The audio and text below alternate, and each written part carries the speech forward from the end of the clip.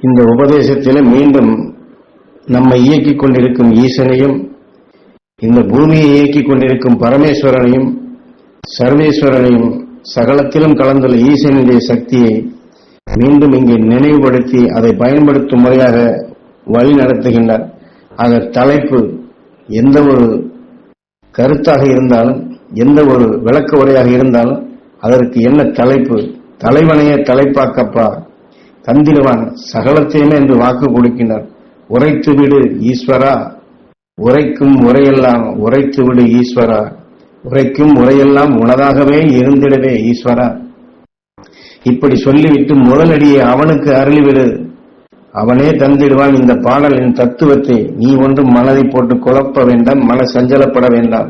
உண்ணும் உணவெல்லாம் உனதாகும், உறங்கும் உறக்கமெல்லாம் உனதாகும், உணர்வில் உணர்வாக ஊன்றிவிடு உலகாண்ட ஈஸ்வரனே என்று நாம் உண்ணக்கூடிய உணவும் சரி, உறங்கக்கூடிய உறக்கமும் சரி, நாம் அன்றாட செயல்படுத்தக்கூடிய செயல் அனைத்துமே அவனோடு ஒன்றி நாம் வாழ வேண்டும், அவனோடு ஒன்றியே இருக்க வேண்டும் என்று இங்கே வெறுமனை ஈஸ்வரன் என்று மட்டும் சொல்லவில்லை, உலகாண்ட ஈஸ்வரனே.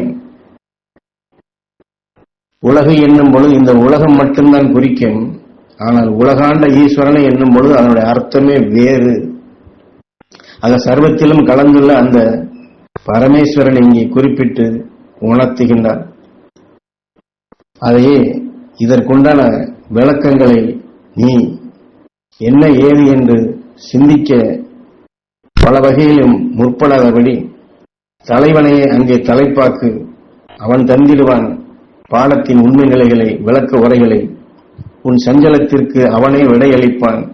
மனமான சஞ்சலத்தை வளர விடாதே, பெரும் சஞ்சலமாக்கி விடாதே, எல்லாவற்றையும் ஈஸ்வரிடம் சமர்ப்பித்து விடு, அவன் அளிப்பான் அதனுடைய விடை. ஏனென்றால் இதைத்தான் இன்றைய உலகில் உள்மனது வெளிமனது என்று சொல்வார்கள். ஆக உள்மனதிடம் நம்முடைய பல சலனங்கள் சஞ்சலங்கள் இருந்தால் உள்மனதிடம் விட்டுவிட்டால் அந்த உள்மனமே நமக்கு அதனுடைய சிந்தனா சக்தியை பெருக்கி நமக்கு சரியான விடையை அளிக்கும் என்று சொல்வது போன்றுதான் இங்கே ஈசனிடம் கொடுத்து விடப்பா. ஆக இங்கே பொறுப்பை அவனிடம் கொடுப்பது என்று தட்டி கழிப்பதல்ல. நாம் கொதிக்கும் நிலையில் இருக்கும் பொழுது அது நாம் அதே உணர்வுடன் மற்றவற்றை நுகர்ந்தோம் என்றால் அதிலே உண்மைகளை கண்ணுக்கு முன் தெரிந்தாலும் அது புலப்படாது. ஆகையினால் அந்த சஞ்சலமான சலசலப்பான பதட்டமான நடுக்கமான நிலைகளை நீ வைத்துக் கொள்ளாதே. அந்த நிலையை, அந்த முடிவை, அதற்குண்டான விளக்கத்தை, அதற்குண்டான விடையை அவனிடம் சமர்ப்பித்து விடு, அவன் அளிப்பான் அப்பா விடை. ஏனென்றால் இது இந்த உலக வாழ்க்கைக்கு மட்டுமல்ல, நாம் போகக்கூடிய ஞானத்தினுடைய பாதைக்கும் அப்படித்தான். ஏனென்றால் இன்று சித்தர்கள், ஞானிகள், ரிஷிகள், சப்த ரிஷிகள் இப்படியே சொல்லிக்கொண்டே போகிறார்கள். ஆனால் சித்தர்கள் என்றால் யார், அவர் எந்த நிலையில் இருக்கின்றார்கள், சித்தருக்கும் ஞானிக்கு என்ன வித்தியாசம், ஞானிகளுக்கும் ரிஷிகளுக்கு என்ன வித்தியாசம், ரிஷிகளுக்கும் சப்த ரிஷிகளுக்கும் என்ன வித்தியாசம் என்றெல்லாம் நமக்குள் பல சஞ்சலமான எண்ணங்கள் ஓடுகின்றது. சித்தர்களை எண்ணுவதா, ரிஷிகளை எண்ணுவதா, ஞானிகளை எண்ணுவதா, மகரிஷிகளை எண்ணுவதா, சப்த ரிஷிகளை எண்ணுவதா, யாரை எண்ணி எந்த அடிப்படையில் நாம் தியானம் எடுப்பது என்றெல்லாம் எத்தனையோ குழப்பங்கள் வருகின்றது. ஆனால் அதை முதல்ல இங்கே தெளிவுபடுத்தும் விஷயமாக ஈஸ்வரப்பட்டார். சித்தர் என்பவர் யார், எந்த நிலையில் அவர்கள் உள்ளார்கள், சஞ்சலம் ஏன் உனக்கு வருகின்றது, சித்தரும் ஞானியும் எப்படி உள்ளார்கள் என்ற என்ன சஞ்சலத்தின் உள்ளே தவிக்கின்றாய் அப்பா, தவிக்காதே. மனிதனால் என்னும் பொழுதெல்லாம் நீ எண்ணுகின்றாய் ஆண் வர்க்கத்தை. ஆனால் எனக்கு ஆண் பெண் என்ற நிலையே இல்லையப்பா. ஈஸ்வரப்பட்டர் என்பவர் இதைத்தான் இப்படித்தான் சொல்லுகின்றார். எனக்கு ஆணும் ஒன்றுதான் பெண்ணும் ஒன்றுதான், மாறுபாடான நிலை என்னிடம் கிடையாது. என்றால் சித்தர்கள், ஞானிகள், ரிஷிகள் எல்லாம் ஆண் வர்க்கமாக நாம் நினைக்கின்றோம். அப்படி அல்ல, எல்லாமே சிவசக்தியினுடைய சொரூபம் தான். ஆணும் பெண்ணும் இணைந்ததுதான். பாசிட்டிவ் நெகட்டிவ் என்ற நிலையத்தான் இங்கே சுட்டி காட்டுகின்றனர். அதே சமயத்தில் இதை சில தெளிவுகளை நாம் பெறுவதற்காக அத்தகைய ஞானிகளும் ரிஷிகளும் சப்த ரிஷிகளும் எந்த நிலையில் இருக்கின்றார்கள், எப்படிப்பட்ட நிலையில் இருக்கின்றார்கள், இப்பொழுது என்ன செய்து கொண்டிருக்கின்றார்கள் என்றால், சிலர் இந்த பூமியிலேயே சுரண்டு கொண்டுள்ளார்கள், உடலுடன் உள்ளார்கள். உடலுடன் இருக்கின்றார், எப்படி இருப்பார்கள், அவர்களுக்கு உணவு எது, உறக்கம் என்ன, எங்கு செயல்படுவார்கள், என்ன செயல்படுவார்கள் என்றெல்லாம் வருகிறது. அதையே இங்கே விளக்கத்தை சொல்லப்பட போகும்போது ஈஸ்வரப்பட்டரான என் நிலையை நீ எண்ணிப்பார். ஏன்னா அவர் உடலை விட்டு பிரிந்தது 1971, உபதேசம் கொடுத்ததும் 1979. ஆக என் நிலையை எண்ணிப்பார். உடலை விட்டு நான் பிரிந்து சென்று விட்டேன் என்ற இந்த உண்மையை ஞானகுரு உனக்கு சொன்னார், அதை நீ எடுத்துக்கொண்டுள்ளாய். ஆனால் மற்ற சித்தர்களோ ரிஷிகளோ அவர் எந்த நிலையில் உள்ளார்கள் என்று சஞ்சலத்தில் இருக்கின்றார். அதை தெரிந்து கொள். எல்லோருமே உயிருடன் உலகத்துடன் தான் சுழன்று கொண்டுள்ளார்கள். இந்த பூமியின் ஈர்ப்பிலே தான் சுழன்று கொண்டுள்ளார்கள்.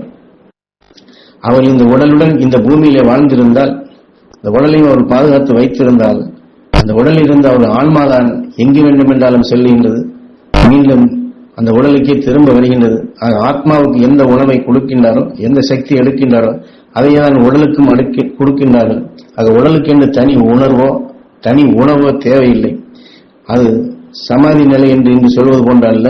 அவர்கள் ஜீவனுள்ள நிலையாக அந்த உடல் திடகாத்திரமாக ஒரே நிலையில் அமர்ந்த நிலையிலேயே இருக்கின்றது. அந்த ஆன்மாதான் இன்று நாம் விஞ்ஞானத்தில் உபயோகப்படுத்தக்கூடிய மின்சாரம் என்று சொல்லுகின்றமே, அது வயர் வழியாக போவது நம் கண்ணுக்கு தெரிவதில்லை. வயர் அது பாட்டுக்கு தான் இருக்கின்றது, ஆனால் மின்சாரம் உள்ளே போய் வருகின்றது. இது போன்றுதான் அந்த உடல் ஒரு ஜீவனற்றது போன்று தோன்றினாலும் அதற்குள் இந்த இயக்க சக்திகள் இப்படித்தான் அவர்கள் பாதுகாக்கும் நிலையில், தியான நிலையில் அவர்கள் பாதுகாத்துக் கொண்டுள்ளார்கள்.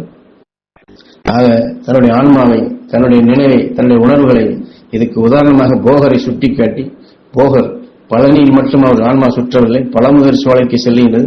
முருகா என்று அழைக்கும் உள்ளங்களிலெல்லாம் அவர் சென்று வருகின்றது. ஆனால் இன்றைய மனிதர்களோ சித்தர்கள் பொதுவாக சோம்பேறிகள் என்றும், அவர்கள் அதாவது புகைப்பிடிக்கும் வழக்கம், கஞ்சா அடிக்கும் வழக்கம், இப்படித்தான் நினைப்பார்கள். ஞானிகளும் வேலையில்லாதவர்கள் சோம்பேறித்தனமாக வாழ்வர் என்பதுதான் மனிதனுடைய எண்ணத்திற்குள் இருக்கின்றது. ஆனால் அது தவறான கருத்து.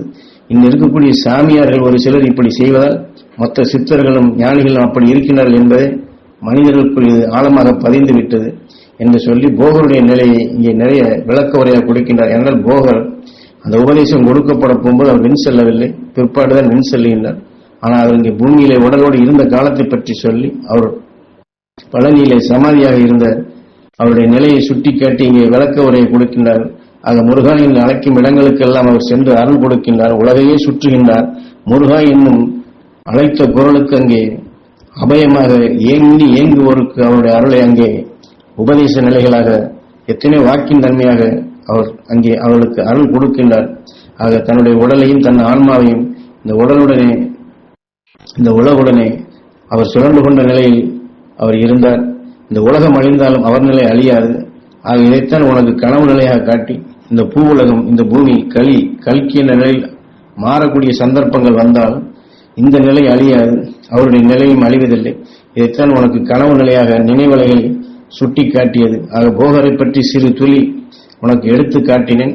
அந்த போகருடைய நிலை எப்படியோ இப்படித்தான் ஒவ்வொரு ஞானியினுடைய நிலை. என்றால் அவர்கள் வாழ்ந்த காலத்தில் அவருடைய உடலினுடைய நிலைகளை இப்படித்தான் பாதுகாத்து, ஆக உடலை காக்கும் நிலையில் உடலை பாதுகாத்து இந்த உலக மக்களுக்காக இந்த உலகில் அவருடைய உணர்வலைகளை நாம் இப்பொழுது எப்படி தன் சந்ததி என்று சொல்லிக் கொண்டிருக்கின்றோம், சந்ததிகளுக்கு வேண்டிய சொத்து சுகம் என்று நாம் தேடிக்கொண்டு அவர்கள் கொடுக்க வேண்டும் என்று, அவர்களுக்கு அதை விட்டு செல்ல வேண்டும் என்று விரும்புகின்றது போன்றுதான் இந்த மகரிஷிகளும் ஞானிகளும் சித்தர்களும் அவருடைய தங்களுடைய சரீரத்தை இதுபோன்று பாதுகாத்து வைத்து அவர் விண்ணிலே சுழன்று கொண்டிருந்தாலும் அதை ஒரு கருவியாக வைத்து அதன் மூலமாக இந்த உலக நிலைகள் இன்று, அதாவது உலகெங்கிலும் இப்படி ஒரு பீதியான நிலையும் இருக்கின்றது. ஏலியன்ஸ் என்று, வேற்று கிரகத்தார் என்றும் சொல்லிக்கொண்டும் எத்தனை பேர் வந்து செல்லுகின்றார்கள் போகின்றார்கள் என்று இன்னும் பிடிபடாத நிலையில் செயல்படுவது போன்றுதான் இந்த ஞானிகளும் ரிஷிகளும் அவர்கள் இந்த பூ உலகிலே தங்கள் உடலை பாதுகாத்து வைத்துக் கொண்டு இன்றும் சுழன்று கொண்டுள்ளார்கள். அவர்கள் செயல்படுத்தக்கூடிய எத்தனையோ வேலைகள், ஆக மனிதன் மட்டுமல்ல, மற்ற ஜீவராசிகள் மட்டுமல்ல, இந்த பூமி முழுவதுமே பல இடங்களுக்கு அவர் சென்று சுழன்று எத்தனை காரியங்களை இன்றும் செயல்படுத்திக் கொண்டுள்ளார்கள். அதைத்தான் நீ போகரை எண்ணிப்பார், மானசீகமாக போகரை வேண்டிப்பார், போகர் என்பால் நினைவை செலுத்திப்பார். ஒவ்வொரு ஞானியின் நிலையும் உன்னுடைய எண்ணத்திற்கு உதயமாகும். உனக்குள் அவர்களை பற்றி தெளிவாக தெரிந்து கொள்ளலாம். ஆக இதையெல்லாம் நாம் தெளிவாக தெரிந்து கொள்ள வேண்டும் என்பதற்கே இதை ஈஸ்வரப்பட்டு நமக்கு சுட்டிக்காட்டி, அவருடைய உணர்வை நீ பெற்ற என்றால் அவருடைய ஆசி உனக்கு கிடைக்கும். ஆக இந்த உண்மை நிலைகளை நீ தெளிவாக தெரிந்து கொள்வாய் என்று இப்படி அனைத்து ரிஷிகளையும் அனைத்து ஞானிகளையும் அந்த மகரிஷிகள் அனைவரையுமே ஒன்றாக சேர்த்து பரமேஸ்வரா என்று சுட்டிக்காட்டி, பரஞ்சோதியான அவனை நீ வணங்கி வேண்டினால் அவன் பகர்ந்து விடுவான் பல உண்மைகளை என்று இந்த உபதேச வாயிலாக நமக்கு உணர்த்துகின்றார் ஈஸ்வரப்பட்டவர்கள்.